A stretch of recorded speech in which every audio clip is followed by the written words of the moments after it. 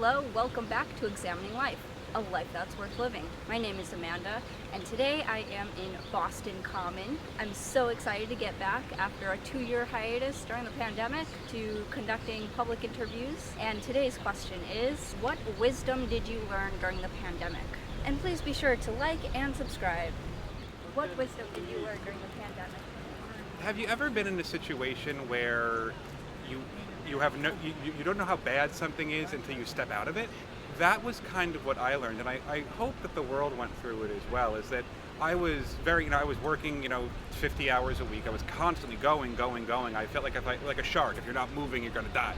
And finally, there was just a moment of stop. Especially in the early days, everything just stopped, and it felt like, oh, if I stop, if I catch my breath, if I become aware of what's happening, I'm not going to die. The world is not going to end. And I think I had just gotten so caught up in that constant rat race of moving, and it allowed me to breathe, which is, there's a certain degree of sadness to that, whereas obviously COVID-19 took people's breath, whereas this is an opportunity for others to breathe. And that sacrifice should not have been made. One death was too many. But what I learned then was that for the love of God, slow down. Because if you become so inured to just that constant motion, you forget how messed up it is. And I think you need to be able to step outside of that, or have someone else from the outside say, that's not really healthy.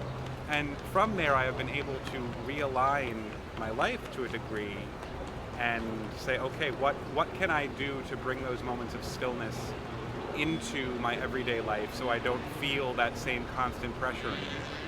And that was what I learned. And I feel like that also gives some purpose or meaning to actions. Like if you're just doing constant actions, yep. This task, next task, etc., then it's kind of like, just the momentum. But then once you actually sit and think about it, yep. then it's like, there's reason to this. Exactly. I always think of the Red Queen through the Looking Glass, where in Looking Glass land, you have to run as fast as you can to stay in one place, and if you want to get anywhere, you must move twice as fast as that. And so it very much felt like I was running as fast as I could to stay in one place, or treading water. And the best of the joke is that it wasn't by running twice as fast that I got somewhere; it was by stopping that I got somewhere. And I never would have done that had it not been for the world kind of grinding to a halt. I think this world could use more grinding to a halt every once in a while. And there's some irony to that because, there is a lot of competition, Yep. and in order to compete, you have to be able to do X amount of things and skills and all of that sort of thing. So I understand the need to be busy, so to speak, and, build your resume, build all of those skills. And something that I learned also during the pandemic is that life does not have to be competitive. Okay. There does not need to be this constant competition. Capitalism breeds that. How we survived the pandemic was by coming together. There were so many people I knew who helped one another out. Like, I'm so nervous, let me talk to you, let me help you. And it kind of showed there is another way. We do not have to be in constant competition with each other. There are enough resources for everyone if they're allocated more properly. So I think that was another thing I learned, was that perhaps we survive through competition, but we live and we thrive through collaboration. We are a social animal. Yeah. We are not designed to step over each other. We are designed to hold hands and walk together. Do you have any other wisdom you'd like to share? Be kind. Kurt Vonnegut said it best. Yeah. God damn it, you've got to be kind. Do it as best you can. And that doesn't mean let people walk all over you, but show empathy, listen to others, be kind, for everyone is facing a difficult battle that you don't know about. Yeah. For the love of God, if you do nothing else, be kind.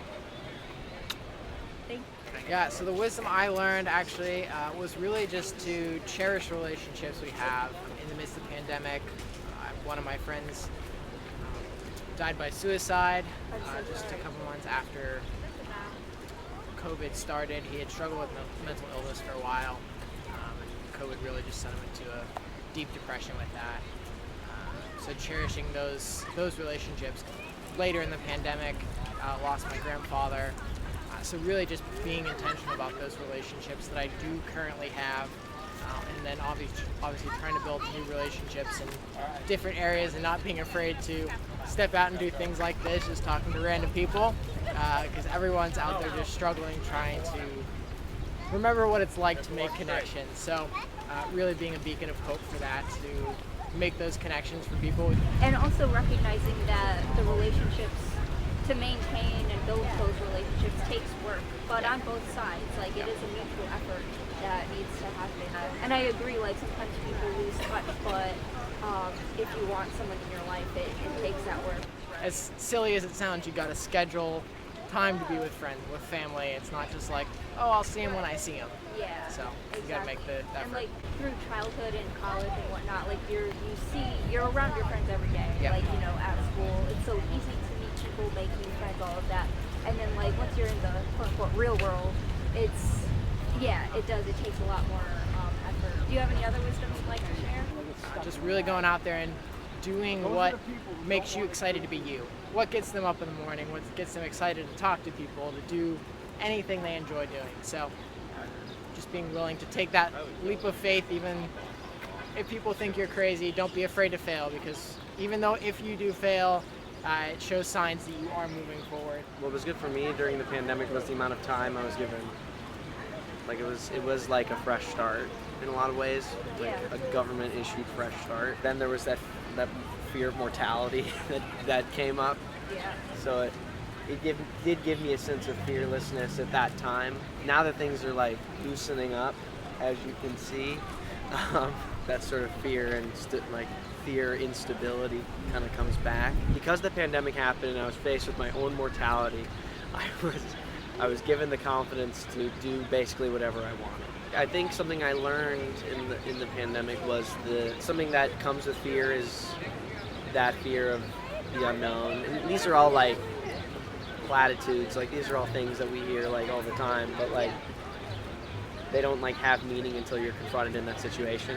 That fear of the future and whatever, like that's something I'm still trying to squash out, but it's so much in many ways less ripping on my life now. Something I think about a lot is how this is going to affect people. I think that loss of time is going to be something that's hopefully communicated, because I feel like there's a lot of like escapism in a lot of the media we're given, and it's not good to not confront the sort of like existential questions that have been thrown in our faces the past 2 years. Maybe I'm projecting, but I feel like on the grand scheme there's an avoidance of what this did to us. Yeah.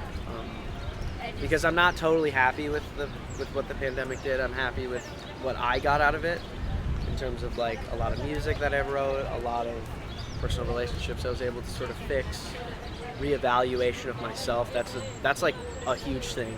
Being locked in your box for 2 years, you're stuck in the house with your choices. Linking back to something that happened to me this year, like I was taking a history class and we dealt with a lot of like the philosophy of the art.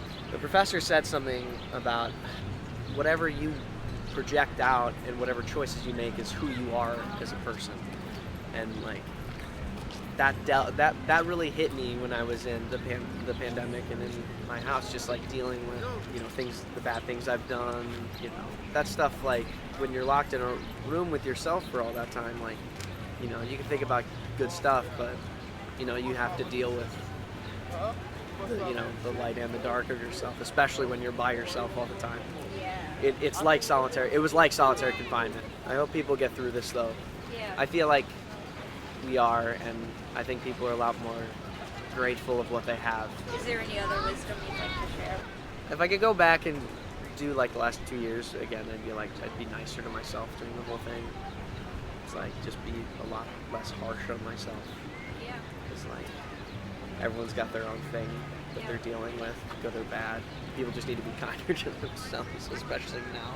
Like, it's so hard, right? It's so hard to be nice to yourself right now. Why is that a difficulty that happens in society? I feel like it's like a big, maybe it's more in my generation, but like this big self-loathing trend. Our generation has a lot to offer. Yeah. It's like we're simultaneously the most motivated and the least motivated at the same time. I feel like if we're nicer to ourselves, we would be nicer to other people. because like I feel like every interaction you have with people is just a projection of how you feel about yourself. I don't want us as a species, as a country, as a people to tip everything over just because we're either mad at ourselves or mad at the way the state of the world is. Like, Yeah. it wouldn't be good. Right. But Well, thank you very much of for course, sharing your thoughts. of course. Thank you so much for watching today. Please be sure to like and subscribe, and be sure to let me know in the comments below what wisdom you learned during the pandemic. Thank you. Bye.